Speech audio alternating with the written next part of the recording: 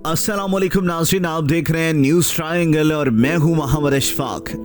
नाज़रीन, हालिया आफ्ताब इकबाल ने तनकीद की थी जनरल बाजवा पर जब उनकी रिटायरमेंट हुई थी और उसके बाद उन्होंने कहा कि मुझे बड़ा दुख है कि जनरल बाजवा के बारे में उन्होंने अल्फाज इस्तेमाल किए कि इसने मुल्क का बेड़ा गर्क कर दिया है। उन्होंने कहा कि मैं बहुत कुछ कहना चाहता था, लेकिन क्योंकि हमारे यहाँ ये रिवाज है कि जब कोई आर्मी चीफ अपनी पावर में होता है तो आप उसके खिलाफ बात नहीं कर सकते। उन्होंने बड़ी लंबी चौड़ी बातचीत की, किस तरह बाजवा ने बेड़ा गर्क किया। फिर उन्होंने एक ट्वीट भी शेयर की जिसके अंदर लिखा हुआ था गद्दार वतन। ये पोस्ट उन्होंने किसी की शेयर की, इसमें लिखा हुआ था कि माँ ने ऐसा गलीज जाना ही नहीं। अब इसके बाद इनका प्रोग्राम पूरी तरह बंद कर दिया गया और इस बात का इनको शदीद गुस्सा था। उन्होंने कहा कि मैं आखिरी हद तक रुके दूंगा। इन्होंने पैमरा को कहा कि मैं नहीं छोड़ूंगा अब इन्हें। अब आफ्ताब इकबाल असल में उन लोगों में से हैं जिनका हाथ आवाम की नब्ज पर होता है। उनको पता है कि ट्रेंड क्या है, माहौल क्या है, लोग क्या समझते हैं। उन्होंने ये काम किया। इस वक्त जो है वो जाकर इमरान खान साहब से उन्होंने मुलाकात की और इमरान खान से मुलाकात करके उन्होंने पैगाम दिया। और असल में ये पैगाम था उन लोगों के लिए जिन्होंने इनका प्रोग्राम बंद करवाया।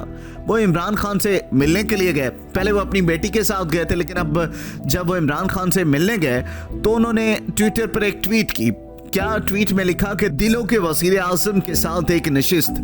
ये ट्वीट किया उन्होंने।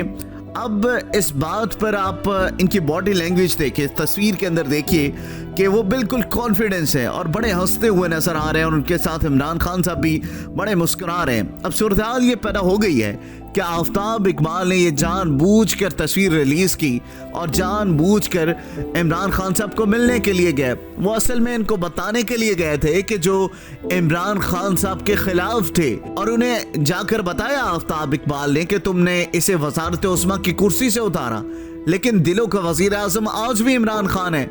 हो सकता है कि उन्हें इतनी ज़्यादा इमरान खान साहब की पॉलिसी से मोहब्बत ना हो, लेकिन अब उन्होंने तीर से ही निशाने पर जाकर मारा है। वो जानबूझकर गए, उनको चढ़ाने के लिए वहां पर गए कि देखो तुमने मेरा प्रोग्राम बंद किया और मैंने इसको दिलों का वज़ीर आज़म जाकर अब बनाऊंगा। आप जानते हैं कि जितने भी एंकर्स हैं या कॉलम निगार हैं, जैसे वो इमरान खान साहब का साथ दिया जिन्होंने, उनकी पॉपुलैरिटी जो है वो आसमानों पर चली गई। आप देखें कि इमरान रियाज खान ने जिस तरीके से इमरान खान साहब का साथ दिया, उनके नजरिए का साथ दिया, और उनकी पॉपुलैरिटी जो है इस वक्त आप कहें कि पॉलिटिकल जितनी बीट के ऊपर जितने भी एंकर्स काम कर रहे हैं उनके अंदर टॉप रेटेड है। तो अब ये देखिए कि जो भी एंकर इमरान खान साहब के नजरिए के साथ खड़ा होता है, आवाम उनकी जो मोहब्बत है उनके दिलों में आसमानों तक पहुंच जाती है। तो अब देखिए कि किस तरीके से जो है वो साबिक आर्मी चीफ के ऊपर इल्ज़ाम लगता था जनरल बाजवा पर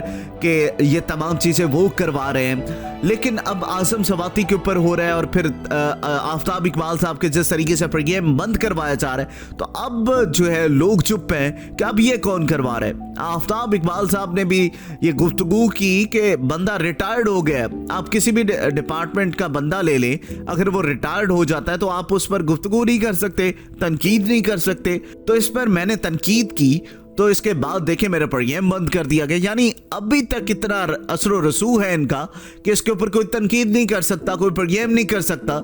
तो मैंने की है, तो इसके बाद ये सूरत हाल पैदा हो गया। लेकिन इमरान खान जो प्राइवेटली गुफ्तगू कर रहे हैं, अब मैं आपको बता नहीं सकता कि बहुत सारी ऐसी चीज़ें होती हैं जो आपको स्क्रीन्स पर नहीं बताई जा सकती। जो बंदा भी इमरान खान साहब से मिलने जा रहा है वो ऐसे ऐसे अल्फाज इस्तेमाल कर रहे हैं कि आप आसमान जहांगीर को भूल जाएंगे। तो आफ्ताब इकबाल ने भी जाकर इमरान खान साहब से बात की कि देखिए ये मामला चल रहा है, उन्होंने ये काम किया, वो किया। आफ्ताब इकबाल के बारे में आप एक बात समझ लें कि उनकी तबीयत में ये चीज़ है कि एक दफ़ा अगर वो किसी से लड़ पड़े तो फिर आखिरी दम तक जाते हैं। तो फिर वो ये नहीं देखते कि मेरा कितना नफ़ा है, कितना नुकसान है, मुझे कितने साल लगेंगे, कितने धक्के खाने पड़ेंगे, मुझे ये करना पड़ा है तो मैं करूँगा। तो वो आखिरी दम तक लड़ने जा रहे हैं। अब यही असल में उन्होंने प्लान किया हुआ है, उन्होंने आखिरी दम तक जाना है और फिर वो इन तमाम चीज़ों को आकर अपने चैनल के ऊपर बताएंगे कि ये क्या हो रहा था और कहाँ पर जाकर क्या कुछ हुआ। पैबरा से पूछेंगे कि एक बंदा अगर रिटायर्ड हो गया उसके ऊपर तनकीद क्यों नहीं कर सकते, तो आप बताएं कि इसके ऊपर तनकीद करने पर मेरे पर गेम क्यों बंद किया गया, किस बिना पर बंद किया गया। देखिए ये हर किसी की अपनी ज़ाती राय होती है, आप उसकी ख़बर से तो इख्तलाफ नहीं कर सकते, लेकिन अगर आप उसकी राय है तो उसके साथ ज़रूर इख्तलाफ कर सकते हैं और उसके प्रोग्राम को किसी भी तौर पर बंद नहीं कर सकते। लेकिन ये बात आपको समझ लेनी चाहिए कि एक बंदे का प्रोग्राम जो है वो बंद कर दिया गया है, आप इसका प्रोग्राम बंद कर देते हैं, आप इसकी आवाज़ बंद कर देते हैं कि इसने एक रिटायर्ड बंदे के ऊपर तनकीद की तो चलो इसका प्रोग्राम ही बंद कर दे। यानी आप ये देखें कि खुलफाए राशिदीन ने हमें सिखाया है कि आप इनसे हिसाब ले सकते हैं। यानी हज़रत उमर फारूक रज़ी अल्लाह ताला अन्हु ने कमाल मिसाल कायम की कि दुनिया के लिए असूल है कि आप एक चादर भी लेकर गए तो आप उसका हिसाब देंगे। अगर खुलफाए राशिदीन से हिसाब हो सकता है तो हर एक से हो सकता है।